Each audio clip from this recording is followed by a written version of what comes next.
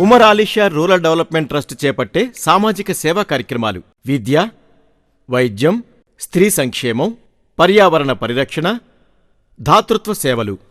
విద్య అక్షరజ్యోతి నిరక్షరాస్యత నిర్మూలన కొరకు ఏప్రిల్ 4, 1992న ఉమర్ ఆలీషా అక్షరజ్యోతి కార్యక్రమాన్ని ప్రారంభించి 13,372 మంది నిరక్షరాస్యులను అక్షరాస్యులుగా తీర్చిదిద్దటమైనది. ప్రస్తుతం 20 కేంద్రాల్లో ఈ కార్యక్రమం నిర్వహించబడుతోంది.